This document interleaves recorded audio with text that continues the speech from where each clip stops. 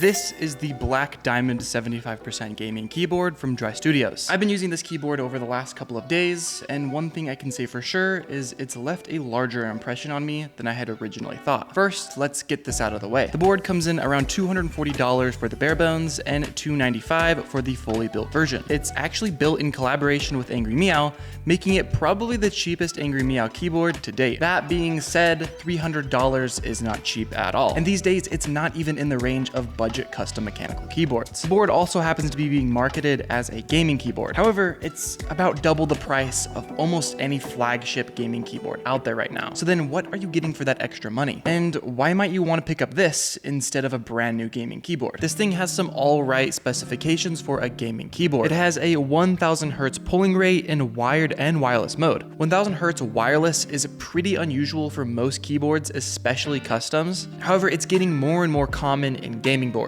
In addition to that, it's also got a wireless charger and a ridiculous 75-day battery life. The switches inside are these new DR Rapid Ice switches with a 1mm actuation, a 45-gram actuation force, and very little to no vibration within the switch. That means these are probably one of the fastest MX style switches on the market.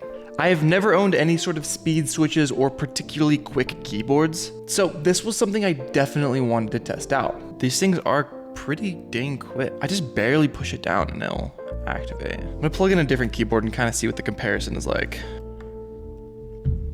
Oh yeah, and I have to push this pretty much halfway, if not all the way down for it to activate. So yeah, that is much quicker. It's so easy to make typos. The switches are so light. So one thing about this keyboard is it has a non-detachable wrist rest. I don't think it's a good thing or a bad thing. It's really just personal preference. This thing has a typing angle of 6 degrees. I mean, a lot of people really love wrist rests with this typing angle. Makes the hand feel pretty natural. Yeah, this thing is more responsive for sure. It is a lot easier to misclick. Goodness. That is something that the Wooting does really well, is where you can kind of set where you want the actuation point. Now, I'm aware that this thing doesn't have, super crazy specs, but I can definitely say it sparked my curiosity because these speed switches are pretty fun.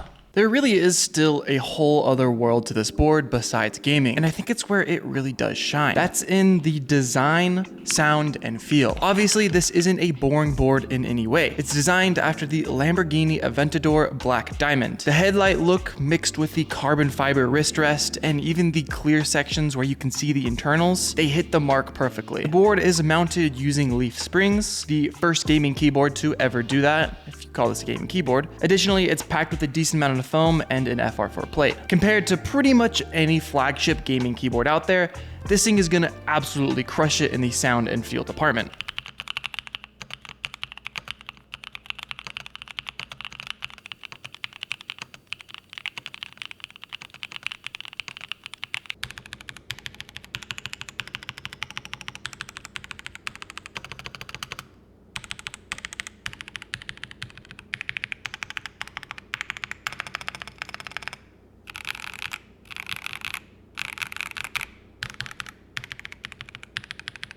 If you're in the market for gaming keyboards with the best possible performance, unfortunately, this board's not going to be for you. It has a ton of work to be done in that area, with so many gaming boards featuring sampler rates over 5000 Hertz, in addition to features like rapid trigger or analog switches. I think this board falls behind in that category for sure. However, it's still going to be quicker than most custom keyboards out there, and will most definitely offer a better sound, feel, and build quality than most, if not all, gaming boards, especially right out of the box. That's why I would recommend getting this board in the fully built version, as I believe the switches and keycaps offer great value and help bring the whole board together. Now, I wouldn't necessarily call this a gaming keyboard, but more of a custom board that happens to have some of the gaming features like speed switches and higher than normal polling rate, especially for wireless. But I'd say it's a decent hybrid between a custom and gaming keyboard. And of course has this super unique look.